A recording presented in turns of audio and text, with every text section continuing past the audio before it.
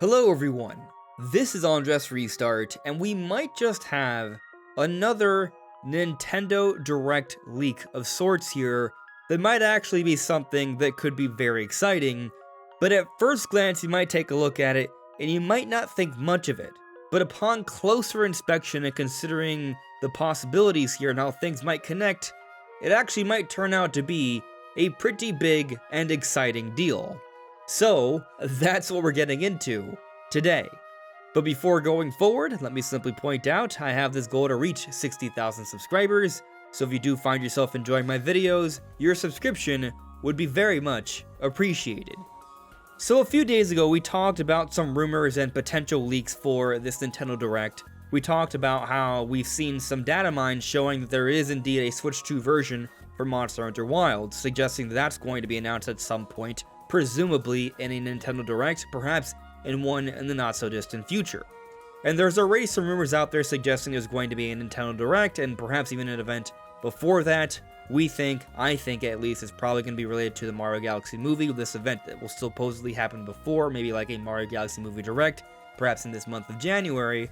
But once we get into February, that's when we'll get the actual general Nintendo Direct for the beginning of the year. And we've even talked about some things heard by Special Nick, who has shown to have a really strong track record when it comes to Nintendo leaks, and he has talked about things for the next open-air Zelda that would also be presumably years away, but also some things about amiibo stuff. One about some Zelda amiibos, which does help to bolster the idea of there being some big Zelda anniversary plans, but also one for a Luigi Poltergust amiibo, supporting the theories we've had that there's probably going to be an announcement for Luigi's Mansion 4 this year. But a couple days ago, we might have just gotten another leak for perhaps the next Nintendo Direct. So Nintendo, on January 6th, simply tweeted out Xenoblade. Now, for some context, Nintendo is someone who talks about Nintendo deals, and they're not really one to spread rumors or leaks. However, they do have a history of hinting at things to be announced in the future, and this might be one of them. Reminder, Nintendo actually put out something like this last month in December where they said Zelda Remake, which has me thinking, could this finally be the year where we get Ocarina of Time Remake? I'm still personally predicting 2027, but maybe they at least announce it this year, or maybe it does somehow happen this year. That would be amazing, but that's not what I'm personally expecting. Regardless, this most recent tweet is about Xenoblade, and that might have you think, oh, so is Nintendo suggesting, with this very subtle single tweet just saying Xenoblade, that we're going to get an announcement for the next Xenoblade Chronicles game in the next Nintendo Direct, which many of us are assuming is going to be in February. Maybe, just maybe, and I actually think there's something very interesting going on with this, which we'll be getting into. There are actually some leaked things that we'll touch on that support this. But before getting to that, let's also consider the possibility here that maybe this isn't a tease at all, and that Nintendo was just excited about Xenoblade and just randomly decided to tweet out a single word, Xenoblade, unlike all of his other tweets. When framed in that way, you probably are thinking that this is most likely a tease, and I am still inclined to think that. However, when scrolling through this feed a few days ago, Nintendo did repost or retweet their post from December 29th about these different Xenoblade art books that you could purchase on Amazon. And they had also for a little while pinned this tweet to their page. So could it be that they were just so excited about these Xenoblade art books available for purchase that they shared out from late December, retweeted it a few days later, and then a few days later just put out this cryptic tweet of Xenoblade? Is that somehow tied to their excitement about these Xenoblade art books that are for sale? I think that is a possibility, which is why I'm bringing it up to cover all bases, but I also think it would be weird to express your excitement of Xenoblade by just saying Xenoblade in a tweet days after you retweet something, which was just retweeting something from days beforehand, when you've been talking about a variety of a whole bunch of other things throughout. When you take a look at Nintendo's feed, they're sharing out a whole bunch of deals and announcements of things all throughout. So I'm still inclined to think that this is a tease of something, especially because we actually had a rumor about Monolith Soft getting ready to announce something fairly soon. So not only did we just get an interview with Monolith Soft talking about how their relationship with the Zelda team has grown over the years and how they're going to take on a larger role with Zelda just a few weeks ago, but also recently, Nash Weedle, who I talk about a lot on this channel because they have shown to have a pretty significant history of getting leaks correct, especially in the year of 2025 pertaining to Switch 2, they talked about how they had heard Monolith Soft is getting ready to make an announcement for the upcoming Nintendo Direct. Monolith Soft, when they're not doing support work for Splatoon, Animal Crossing, and The Legend of Zelda, they put out their own Xenoblade games. So could it be that Nintendo has also heard something similar about Monolith Soft being involved in the not-so-distant future with a Nintendo Direct, and they're going to announce the next Xenoblade game? Well, I don't quite think it's exactly that. Why? For starters, Xenoblade Chronicles X Definitive Edition just came out last year, Xenoblade Chronicles 3 came out in 2022, and they put out the Future Redeemed DLC, the expansion, in 2023. To see the next Xenoblade this year seems a little unrealistic. Xenoblade Chronicles 2 came out in 2017. It took them about 4.5 years and slightly more to bring out the next numbered Xenoblade release. So this would be a very quick turnaround, especially after having put out X Definitive Edition not even a year ago. And also, with Xenoblade Chronicles 3, the Klaus trilogy has come to an end. There's no guarantee that moving forward, we're going to continue to see Xenoblade games. They may change around exactly what they're going to do moving forward. As we've talked about though, Monolith Soft has been developing another project throughout the Switch 1 generation. We've seen LinkedIn profile listings, we've seen their own recruitment page that's been up for several years that they only took down last year, and this seems to be related to a new IP, a game having to do with the action genre that also has a fantasy medieval setting, and when they initially put up the recruitment pages from the beginning of the Switch era, the art that they had to share with it was very Zelda-like, and so there's been some speculation that maybe they have something for Zelda's 40th anniversary, especially after that most recent interview where they were talking about taking on more of a role with Zelda, which would not be Xenoblade. Now, I'm not saying Monolith Soft is going to announce a Zelda project in the next Nintendo Direct, but I'm acknowledging it as a possibility. But regardless, there is this project they've been working on that isn't Xenoblade. That's the main point here. And it's thought that that's what's going to be their next announcement, especially because we have the codename leaks from Midori, many of which have been confirmed. If there are just a few left that have yet to be confirmed, one of those being Project Legacy, said to be a project in development by Monolith Soft. So I believe that's the next brand new title that's going to be announced that's been in the works from Monolith Soft. And shoutouts to friend of the channel Nishquick Pops who pointed this out to me. But we've actually seen that Procyon Studio and Yasunori Mitsuda, a composer for the Xenoblade series, are teasing some sort of recording project that they're going to be working on that has to do with some instruments that would tie into a medieval theme. Apparently, the last time this happened was for Xenoblade Chronicles 3.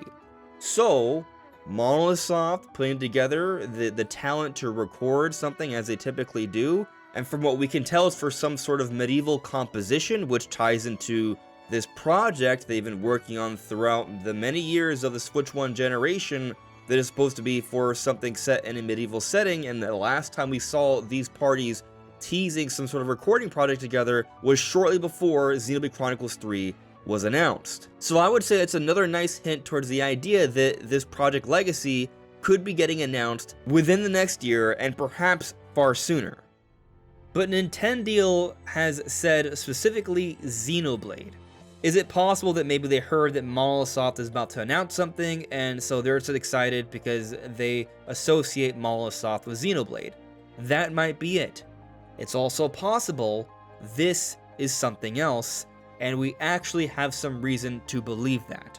So, you may have forgotten, but there was actually a data mine for Xenoblade Chronicles X where we saw that they have a hidden 60 FPS mode for this game. Yet that has not been made available for Switch 1, which I doubt they would be able to pull that off on Switch 1. It's a pretty detailed, open world game, Switch 1 doesn't do well with open world games and running at 60 FPS, so most likely this would be for a Switch 2 version. Maybe they've been working on Switch 2 versions for the different Xenoblade games. It would make a lot of sense. This is a pretty ambitious release that came out early last year that honestly a lot of people probably put to the side because of the Nintendo Switch 2. I did. I'm a huge Xenoblade fan. It's one of my favorite series out there, like somewhere in my top 5, and I only just started Xenoblade Chronicles X Definitive Edition. I played the original back on Wii U, so that has something to do with it, but also because my Switch 1 could not run the game for more than 10 minutes because it's old and the fans are dying or whatever. I didn't play through it, but I've also, even now, still held back from playing through it on my Switch 2 because I want to play it with a higher resolution at a better frame rate. And I don't know if you've noticed, but it's become the standard on Switch 2 for all Nintendo published titles to be running at 60 frames per second. I want to play Xenoblade at 60 frames per second, and we do literally have a data mine for a 60 FPS mode for Xenoblade Chronicles X, and Nintendo has been doing improvements, free upgrades for a lot of the Switch 1 games when you play them on Switch 2, and then of course there are the Switch 2 editions. So maybe what Nintendo is perhaps teasing here are Xenoblade upgrades for Nintendo Switch 2.